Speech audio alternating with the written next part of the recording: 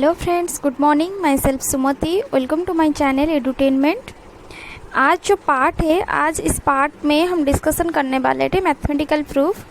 Because previously जो दो part था उसमें ऑलरेडी हम डिस्कस कर चुके हैं मैथमेटिकल लॉजिक क्या होता है, प्रोपोजिशन क्या होता है एंड थ्योरम क्या होता है। आज का पार्ट बहुत लेंदी था, इसलिए इसको मैं लास्ट में रखी थी, मैथमेटिकल प्रूफ क्या है। So let's see what is the meaning of mathematical proof or types of mathematical proof. Okay, let's start.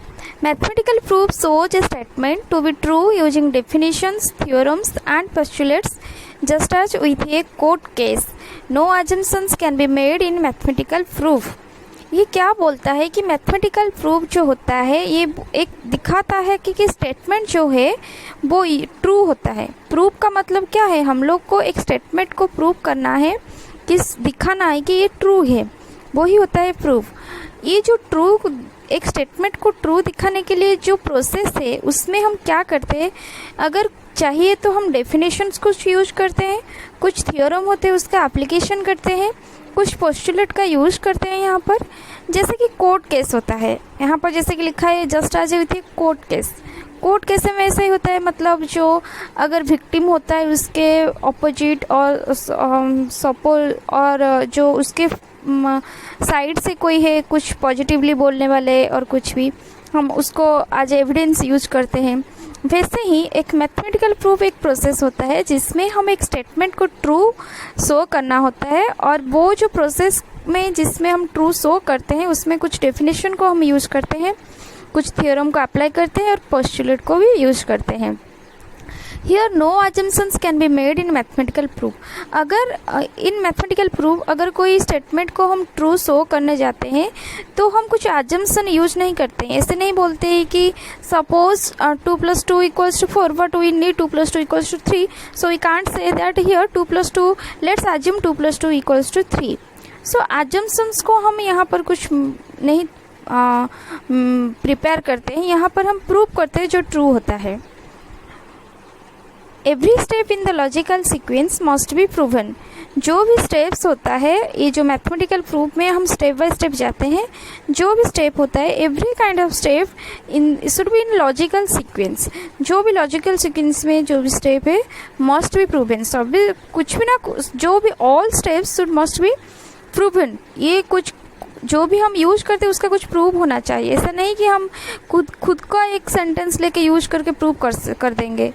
जैसे कि फॉर एग्जाम्पल अगर कुछ प्रॉब्लम है, जैसे कि ओके छोटा सा एग्जाम्पल देती हूँ, 5 + 3 = हमको सपोज प्रूव करना है 8, बट अगर हम बोलेंगे ऐसे कि हम बोल सकते हैं 5 बॉल लो, 3 बॉल लो, ऐड करो। नहीं, हम ऐसे भी बोल सकते हैं कि नहीं 5 बॉल लो, उसमें 4 बॉल ऐड कर दो, वो हो जाएगा 8, but 5 + 4 is 9 not equals to 8। But here we can't assume that no 5 + 4, I am saying that 5 + 4 is 8 means it will make 8, but it is wrong. So जो भी स्टेप हम यूज करते हैं वहाँ पर वो हर step, each step should be proved और proven. Mathematical proofs use deductive reasoning where a conclusion is drawn from multiple premises. The premises in the proof are called statements. ये पॉइंट बोल रहा है कि जो मैथमेटिकल प्रूफ होता है generally हमारा डिडक्टिव एंड इंडक्टिव रीजनिंग है। जैसे कि मैं फास्ट वाला वीडियो में बोली थी difference between deductive and inductive, still आज मैं बोल रही हूँ। जो डिडक्टिव रीजनिंग होता है वहाँ पर क्या होता है, हम जब कंक्लूजन में आते हैं वो क्या करता है कि डिफरेंट काइंड्स ऑफ जो प्रीमाइजेस गिवन होता है उससे हम कंक्लूजन ड्रॉ करते हैं। लेकिन जो इंडक्टिव होता है वो उसका ऑपोजिट होता है, मतलब जो रिजल्ट होता है हमारे पास स्पेसिफिक थिंग्स होता है उससे हम जनरलाइज करते हैं। लेकिन यहाँ पर डिडक्टिव मतलब डिड्यूस करना, मतलब जो जनरल थिंग्स है उसको डिड्यूस करके हम फाइनली एक कंक्लूजन में आके पहुँचते हैं। इसलिए बोल रहा है कि mathematical proofs use deductive reasoning where a conclusion is drawn from multiple premises.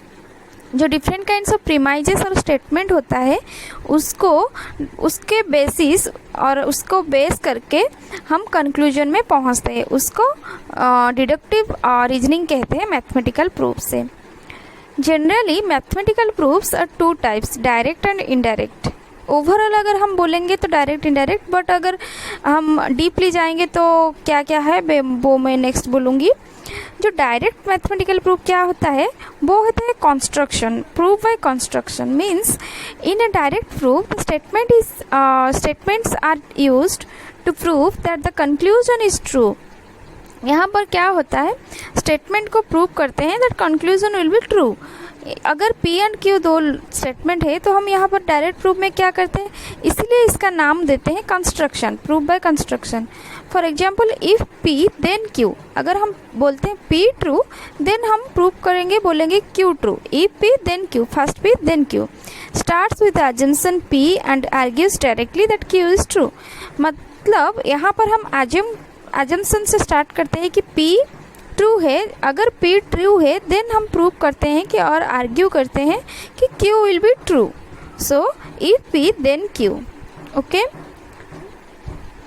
Indirect proof क्या होता है, it's just opposite, it is the proof by contradiction. Contradiction जो होता है प्रूफ, इसको हम बोलते हैं indirect proof. It begins by assuming the opposite of the statement that is not to be proven. For example suppose एक दिया हुआ प्रूफ करने के लिए कि the sum of angle of a triangle will is 180 degree, we have to prove this one. But in indirect proof or contradiction, what we have to do, we have to do the negative or contradiction of that statement. Like let's assume the sum of angle of a triangle is not 180, हम उसका opposite लेंगे और वही statement को ही lastly हम prove करेंगे, वही उसको बोलते हैं इनडायरेक्ट प्रूफ। जैसे कि अगर P गिवन है, हम नेगेशन P को ट्रू लेंगे और P ट्रू है इसे दिखाएंगे। सेकेंड पॉइंट बोला है during the proof a contradiction will be reached showing that the assumed statement is false. Means अगर जैसे कि मैं बोली ये स्टेटमेंट में कि जो एंगल का जो आर्ड of sum of 3 angle of triangle is 180, इसको मैं अगर अज्यूम करूँगी कि sum of 3 angle of a triangle is not 180 and if I will try to prove this statement by taking the negation और opposite of that statement, then I will get contradict at the last moment. So why I will get the contradiction? Because I was taking the statement wrongly. We have to prove that the angle sum is 180, but I have taken angle sum is not 180. So I have taken the statement proof, that's why I get the contradiction or contradictory statement at last. So that contradiction statement will prove that your statement that you have taken is wrong. So whatever given in the statement that will be true. Okay, that's the second point.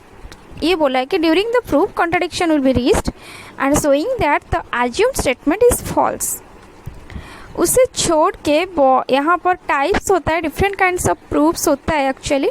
जैसे कि fast में बोली थी direct proof, proof by construction हम बोलते हैं, proof by contradiction जो जिसे हम इनडायरेक्ट प्रूफ बोलते हैं, प्रूफ बाय इंडक्शन है, कंट्रा पॉजिटिव है।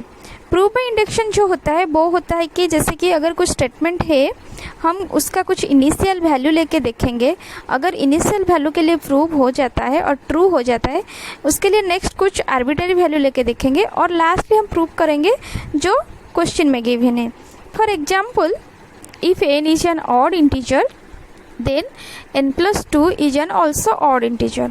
यहाँ पर हम क्या करेंगे, इनिशियल वैल्यू n का जो वैल्यू होता है वो इनिशियल वैल्यू क्या होता है 1, तो यहाँ पर हम n को लेंगे, लेट n = 1 बी ट्रू।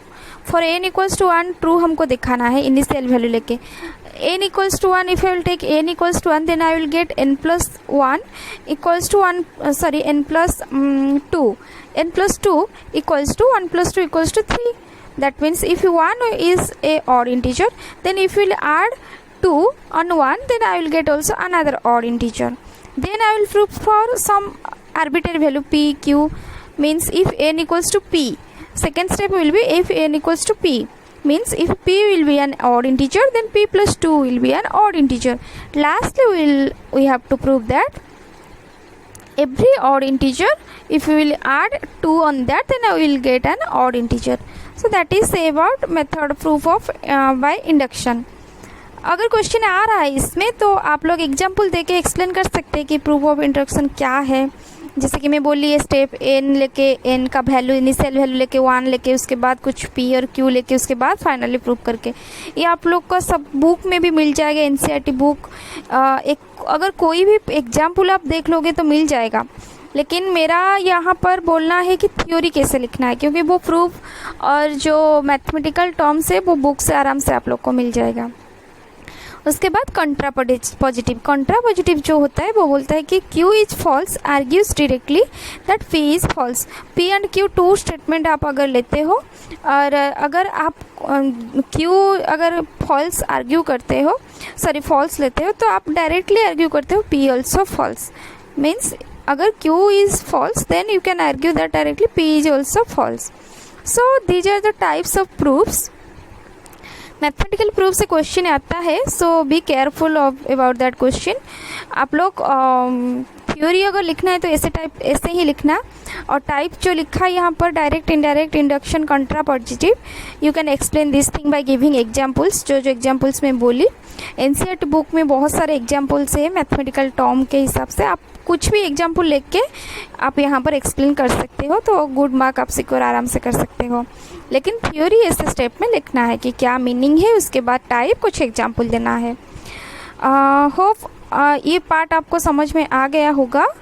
अगर कुछ डाउट है इसमें, अगर कुछ बोलना चाहते हो, अगर कुछ समझ नहीं आया तो प्लीज़ मेंशन करो चैट बॉक्स में। एंड मेरे वीडियो को लाइक करो, शेयर करो, सब्सक्राइब करो। Thank you so much. Have a nice day.